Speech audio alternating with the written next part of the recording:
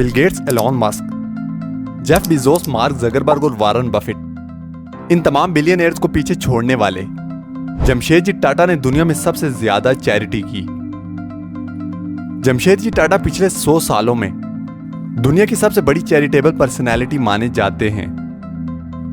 इनकी total donation लगभग 102.4 US billion dollar थी, जो कि इंडियन रुपयों में लगभग 8,29,734 करोड़ बनती है। इन्होंने अपनी ज्यादातर डोनेशन दुनिया में हेल्थ और एजुकेशन की बेहतरी पर की। टाटा मेमोरियल हॉस्पिटल में लगभग 70% कैंसर पेशेंट का फ्री इलाज किया जाता है। दोस्तों, पारसी फैमिली में पैदा होने वाला यह बच्चा बड़ा होकर मुंबई बल्कि पूरे हिंदुस्तान का सबसे बड़ा बिजनेसमैन बना। जमशेदजी टाटा अपने खानदान के पहले बिजनेसमैन थे। Taj Mahal, Indian Institute of Science, Tata steel और टाटा पावर, इन सब के अकेले मालिक sir Jamshedji Tata. Tata group privately India में लगभग 100 से ज्यादा कंपनीज को ओन करता है।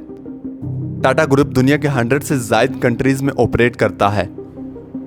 Chemicals, energy, engineering, information system, consumer products और मटेरियल, ये तमाम और इसके अलावा कई दूसरी फील्ड में टाटा ग्रुप काम करता है।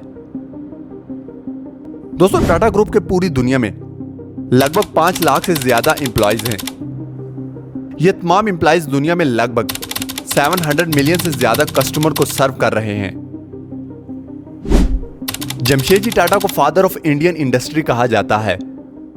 जमशेदजी टाटा टाटा ग्रुप के फाउंडर हैं। 1947 के बाद हिंदुस्तान की कमजोर इकोनॉमिकल कंडीशंस को देखते हुए पीएम जवाहरलाल नेहरू ने टाटा जी को अप्रोच किया। पीएम जवाहरलाल नेहरू टाटा जी को वन मैन प्लानिंग कमीशन कहते थे।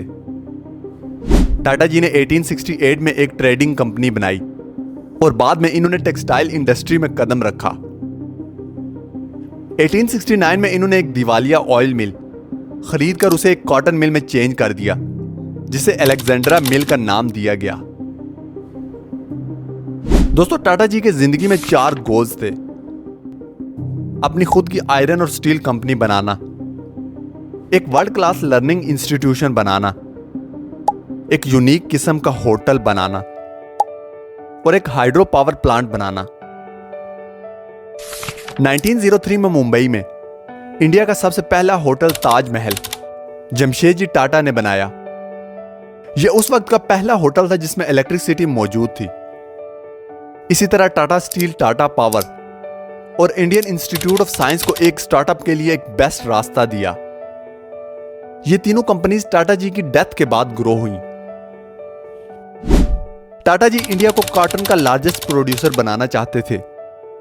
1874 में इन्होंने अपने बिजनेस को बढ़ाने के लिए मुंबई के बजाय नागपुर का चुनाव किया। लोगों ने इस पर काफी तंज किया कि आखिर जमशेदजी टाटा ने नागपुर का ही क्यों चुनाव किया। नागपुर उस समय अनडेवलप्ड सिटी था, जबकि मुंबई बिजनेस के लिए सुइटेबल लोकेशन थी। लेकिन टाटा जी का यह मानना था कि नागपुर में जमीन और रिसोर्सेज मुंबई के मुकाबले में सस्ते और इजीली अवेलेबल हैं। इसके बाद लगभग 1867 में नागपुर में रेलवे लाइंस आने से नागपुर सिटी मजीद डेवलप होना शुरू हो गया।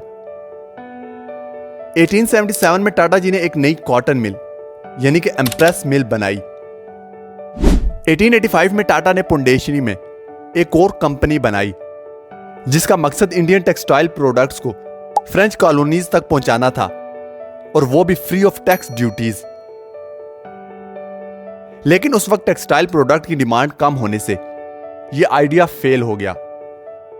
इसके बाद टाटा जी ने धारमसी मिल्स खरीदी और फिर उसे बेचकर एडवांस मिल्स खरीदी।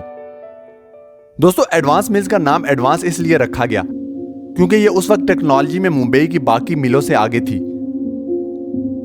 जैसे जैसे टेक्नोलॉजी ने ग्रोथ की, टाटा जी के बिजनेस ने भी तरक्की करना शुरू कर दी, क्योंकि टाटा जी टेक्नोलॉजी का फ्यूचर और यूज अच्छे तरीके से जानते थे।